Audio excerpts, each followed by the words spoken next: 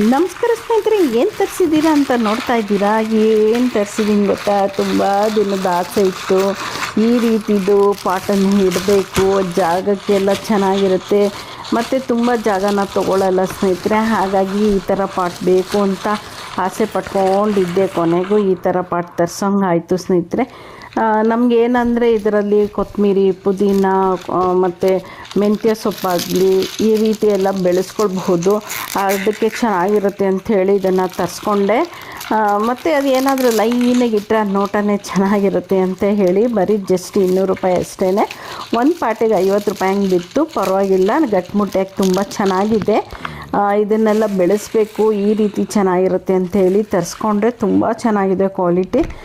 ಇಷ್ಟ ಆಯಿತು ಸ್ನೇಹಿತರೆ. ನಿಮ್ಗೆ ಯಾರಿಗಾದರೂ ಬೇಕು ಅಂದರೆ ಲಿಂಕ್ ಕೊಟ್ಟಿರ್ತೀನಿ, ನೋಡಿ ತಗೊಳ್ಳಿ ಸ್ನೇಹಿತರೆ. ಯಾಕಂದರೆ ನಮಗೆ ಹೆಚ್ಚು ಬೇಕಾಗಿರೋದು ಈ ಪುದೀನ ಆಗಲಿ, ಹಸಿಮೆಣ್ಸಿನ್ಕಾಯಿ ಆಗಲಿ, ಈ ರೀತಿ ಏನಾದ್ರೂ ಸಣ್ಣ ಪುಟ್ಟದಾಗಿ ನಾವು ತಗೊಳ್ತಾ ಇರ್ತೀವಲ್ವ, ಇದು ಬೇಕಾಗುತ್ತೆ ಸ್ನೇಹಿತರೆ.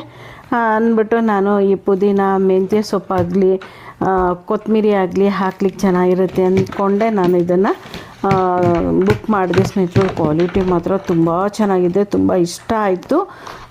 ಇದನ್ನು ನೋಡೋಕ್ಕೆ ಒಂಥರ ಖುಷಿಯಾಗಿರುತ್ತೆ. ರೆಡ್ಡಾಗಿದೆಯಾ, ಅಯ್ಯೋ ಅದು ಹೆಂಗಿದೆ ಅಂದರೆ ಲೈನಾಗಿ ಇಟ್ವಿ ಅಂದರೆ ಇದೇ ಚೆನ್ನಾಗಿರುತ್ತೆ.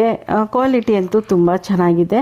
ಇದನ್ನೇ ನಾನು ಲೈನಾಗಿ ಇಟ್ಟರೆ ಪುದೀನ ಇದೆಲ್ಲ ಬೆಳೆಸ್ಕೊಳ್ಳೋಕ್ಕೆ ತುಂಬ ಚೆನ್ನಾಗಿರುತ್ತೆ ಈ ರೀತಿ ಆದರೆ.